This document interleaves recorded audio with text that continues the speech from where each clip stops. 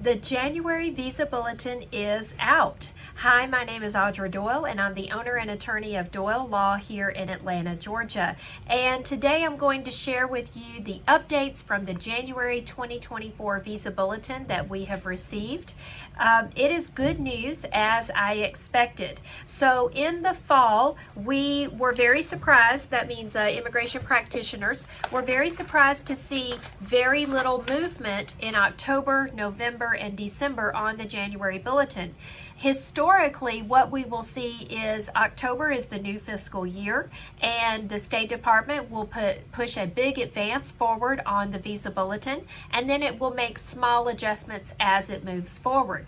That is not what happened this year, and the State Department explained to us that it was doing a new process. It's not going to make any major advancements. It's going to advance slowly, one part at a time, and then it's going to revisit the numbers quarterly. So we are in the second quarter, I can't believe it, of fiscal year 2024, and we have seen those advancements that the State Department did promise. I was nervous. I wasn't sure what was going to happen, what kind of advances we would see.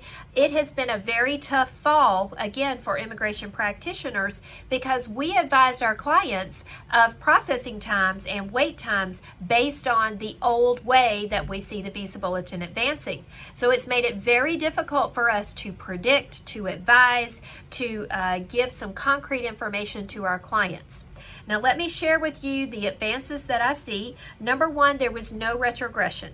None of the categories moved backwards, thank goodness. The categories either stayed the same or there was advancement.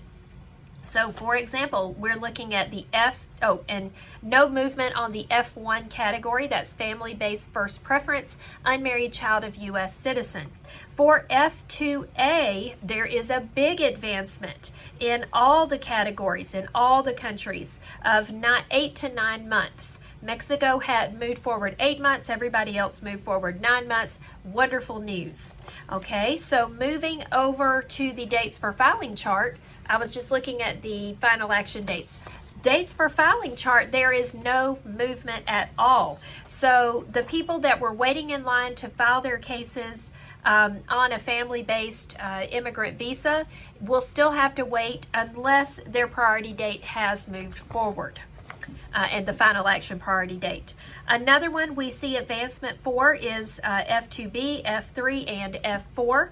For F4, we saw an advancement of 1 month for all chargeability areas, China and India. We saw an advancement of 2 months for the Philippines. No advancement at all for Mexico.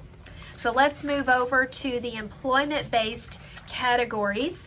There was some advancement on the dates for filing chart for employment-based categories, especially for India EB1. The dates for filing chart moved forward 2 years from December to January. China, it moved forward 1 year, which is really wonderful news. That doesn't mean that people are going to get their green card. It does mean that they're going to be able to file those applications. Unfortunately, EB2, which I think is my largest caseload. I have a lot of EB2 cases. Cases either stayed the same or they moved forward a little bit on the dates for filing chart. So all chargeability areas, it has been stuck on January 1st for months. And we finally have seen movement of 1 month, actually a month and 15 days, in the all chargeability areas.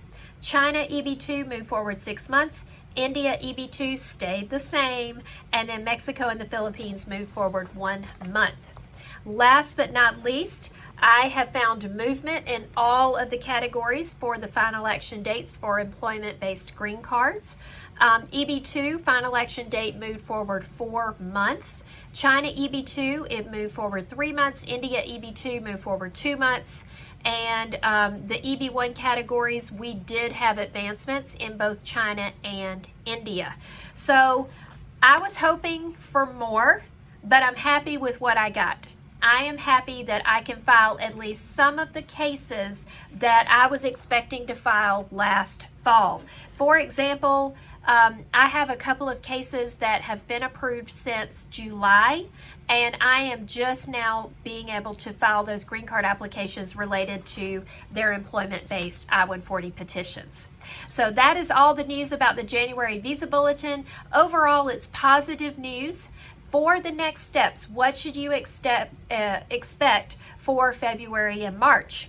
You should expect little to no movement, because what I am seeing and what happened is that there was movement at the beginning of the quarter, no movement throughout the quarter, movement again at the beginning of the next quarter. That means that we will not be seeing movement probably for the Visa Bulletin for many categories until we get into the spring.